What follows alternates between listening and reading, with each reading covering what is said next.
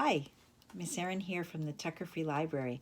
I'm going to show you how you could make a set of rhyming cards that you can then use to play a memory game with your family. Older children could do this activity on their own. If the child is younger, maybe an older sibling or an adult could help, or it could become a family project. You could do it all together. So the first step is to think up two words that rhyme. And then you can draw pictures on cards on just a piece of paper. You could use printer paper, you could use construction paper, whatever you want. And so draw pictures of the two words, and then there you have your first rhyming pair. So you can do a few of those. And let me just show you. So I found some pictures in magazines. Here's a picture of a bee, and I said, oh, what rhymes with bee? And tree. And then I found a plant, and I drew an ant. So you could just draw all the pictures yourself if you want. I had a stamp at home. You know, look around. You might find all sorts of ways to rhyme. And I found a picture of a lamp. Some of you might have stickers at home. This is a sticker of a cat, and then I found a picture of a hat. You might also have stamps at home, and I stamped plane and train. Can color in the stamps with some colored pencil if you have them at home, if you like.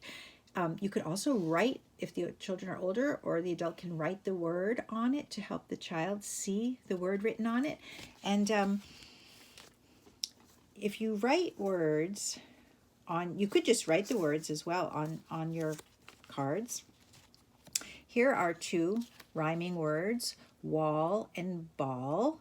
And what's important about rhyming and getting kids to hear the sounds, in a rhyme, the last sound is the same on both words, and the beginning sounds are different. All, they each have it, but they have different first sounds. And what's important is the phonological awareness, bringing the sounds to the children's ears, hearing the smaller parts of a word, will really help the child down the road when they're learning to read and sounding out words. That's why rhyming is important, and it's fun too. So some other examples that I found: a shoe, and I thought, what rhymes with shoe? And I just colored some blue. If you have blue crayons at home, it's an easy way to do it.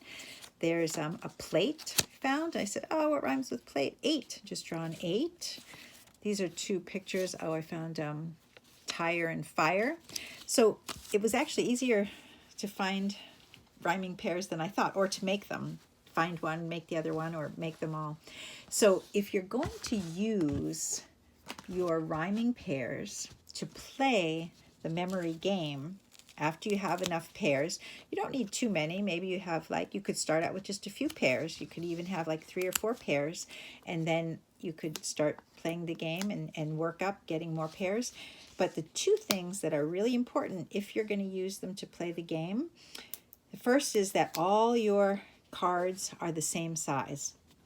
So what you'd want to do is measure out the cards on the paper so that they're all the same size when you cut them out. The second thing, and if you're going to play the game as well, there's another way you could make them all the same size. You could cut and measure a square and then use something thicker. This is just a cereal container. And if you measure 1, then the child could trace this on the paper and cut it out. And that might be an easier way as well. The second thing, so first thing is that they're all the same size, the cards. And the second thing is that the back of the cards all look the same, so that there's no clues as to what's on the other side, the picture. So I'll show you, just in case some of you might not be familiar with the memory game, I'll show you with just a few sets how you would play it once you have some memory pairs. Okay, so you take all your pairs and you turn them over so you can't see the picture, like this, and see how it's important to have them all look the same so you don't know what they are. And the first player will turn over 2 cards. So let's see, they got a hat, and what else? Say they turned over this one, plane. So they got hot and plane. And they say, do those rhyme? No. Okay. So then they turn them back over because they don't rhyme. And then the next person will go and maybe they'll turn over this one and this one. Let's see. And they'll have train and hair. Do those two rhyme?